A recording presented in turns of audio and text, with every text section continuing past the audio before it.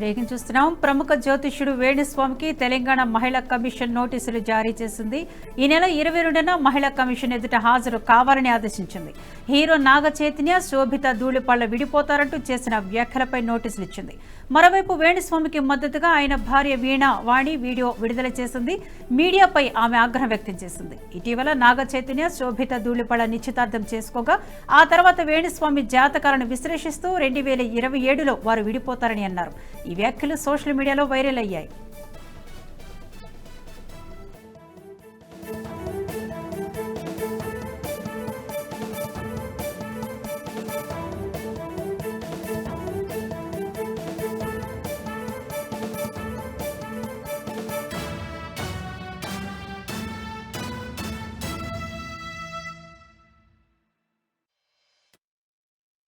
వేణుస్వామిపై చర్యలు తీసుకోవాలంటూ Telugu film journalist association, Telugu film digital media association Telangana రాష్ట్ర మహిళా కమిషన్కు ఫిర్యాదు చేశాయి.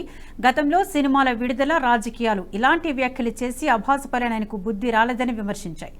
ఇదే అంశానికి సంబంధించి మరింత సమాచారాన్ని మా ఎగ్జిక్యూటివ్ శివప్రసాద్ ఫోన్లో అందిస్తారు. శివప్రసాద్, చెప్పండి, దీనికి సంబంధించిన అప్డేట్స్ ఏంటి? విద్యా ప్రధానంగా వేణుస్వామి ఇష్యూ కనుక మనం తీసుకున్నట్టయితే ఎవరైనా సరే, ఏ జ్యోతిష్కుడైనా సరే, లేకపోతే ఎవరైనా సరే తన దగ్గరికి వచ్చిన వాళ్ళకి జ్యోతిష్యం చెప్పడం అనేది సాంప్రదాయం, కరెక్ట్ అనేటువంటి విధానం కూడా.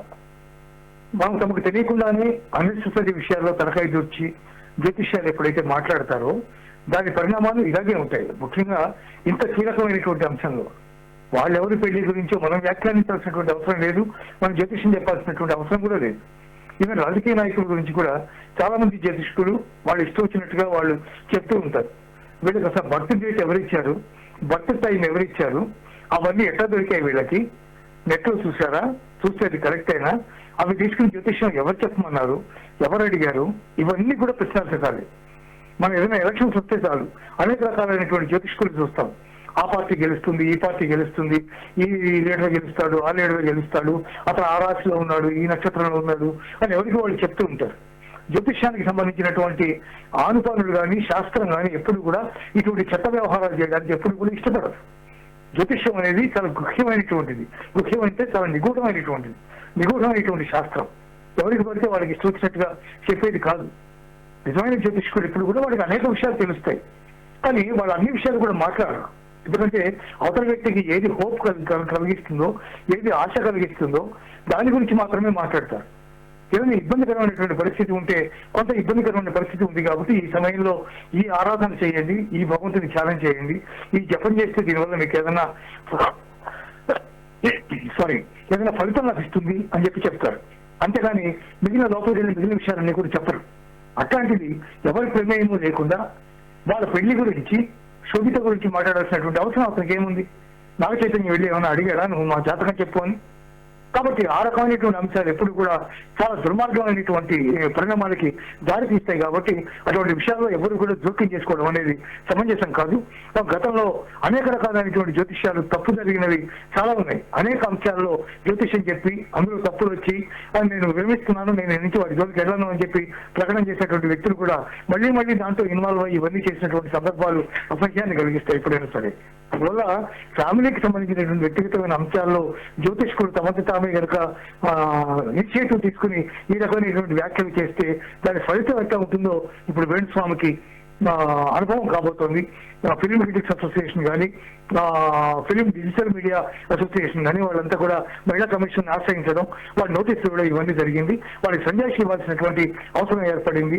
తర్వాత వాళ్ళు ఏదైనా దాని మీద కఠినమైనటువంటి చర్య తీసుకుంటే ఆ చర్యను కూడా భరించాల్సినటువంటి స్థితి వేణుస్వామికి ఏర్పడిందని చెప్పవచ్చు. విద్య అంటే ఇలాంటి నెగిటివ్ గా ఇలా వ్యాఖ్యలు చేయడం వాళ్ళ వ్యక్తిగత జీవితానికి భంగం కలిగిస్తుందని మనం అనుకోవచ్చా?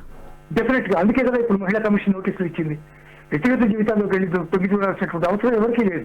ఎవరి వ్యక్తిగత జీవితం వాళ్ళది. దానివల్ల ఇంకొకరికి ఏదైనా ఎఫెక్ట్ జరిగినప్పుడు, ఇంకొక వ్యక్తులు దానివల్ల గాయపడ్డప్పుడు, మానసికంగా కానీ శారీరకంగా కానీ బాధపడ్డప్పుడు, వాళ్ళకి ఏదైనా ఇబ్బంది కలిగించినప్పుడు అప్పుడు వాళ్ళు దాని గురించి మాట్లాడడం అనేది సమంజసం.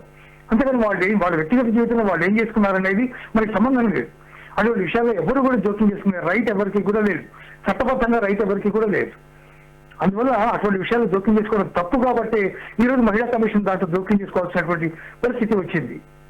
అందువల్ల ఇటువంటి చేయకూడదు అనే అంశాన్ని మరోసారి స్పష్టంగా మహిళా కమిషన్ యొక్క ఆదేశాలు చెప్తున్నాయని భావించవచ్చు విద్య. ఇలాంటి న్యూస్ టెలికాస్ట్ చేస్తున్న యూట్యూబ్ ఛానల్స్ మీద కూడా చర్యలు తీసుకుంటామంటున్నారు. అంటే చర్యలు తీసుకునే అవకాశం ఉందా? డెఫినెట్ గా ఉంది. ఎందుకంటే ఎవడో ఏదో వాగితే వాడి కెపాసిటీ ఏంటి, వాడి క్యాడర్ ఏంటి, వాడి లైఫ్ ఏంటి, వాడు ఏం మాట్లాడుతున్నాడు అవన్నీ తెలుసుకోకుండా ఎవరు పడితే వాళ్ళని తీసుకొచ్చి దాని మీద ఇష్టం వచ్చినట్టుగా వ్యాఖ్యానాలు చేయించి అనేక రకాలైనటువంటి వీడియోలు చేసి దాని మీద అతన్ని 10 లక్షల ప్రశ్నలు అడిగి ఇవన్నీ చేసి తద్వారా ఏం చెప్పాలనుకుంటున్నారు ప్రజలకి? మీడియా అనేది ప్రజలకి హితాన్ని కలిగించేది మీడియా. సమాజంలో జరిగేటటువంటి అకృత్యాలని లేకపోతే ఇబ్బందుల్ని ఎండగట్టి సరైనటువంటి మార్గనిర్దేశం చేయడం మీడియా యొక్క ప్రధానమైనటువంటి లక్ష్యం. అటువంటి దాన్ని మర్చిపోయి వాళ్ళెవరో వ్యాఖ్యానాలు చేస్తే, ఎవరో జ్యోతిష్కులు వ్యాఖ్యానం చేస్తే దాని గురించి మనం గంటలు దాన్ని నడిపి 10 లక్షల ప్రశ్నలు అడిగి వాడి చేత ఇంకా అనేక రకాల మాటలు మాట్లాడించి ఆదంతా అట్ట పోయింది, ఇదంతా ఇట్ట పోయింది, ఇదంతా మళ్ళీ ఇట్ట అయిపోతుంది, ఇటువంటి విషయాలన్నీ వాడి చేత చెప్పించాల్సినటువంటి అవసరం మనకేముంది? అది సెన్సేషన్ కావచ్చు, కానీ అది కరెక్ట్ కాదు, చట్టసమ్మతం కాదు, ధర్మసమ్మతం కూడా కాదు. అందువల్ల డెఫినెట్ గా అటువంటి వాటి మీద కూడా చర్య తీసుకునే అవకాశం డెఫినెట్ గా ఉంది Vidya. Thank you for the update Sivaprasad.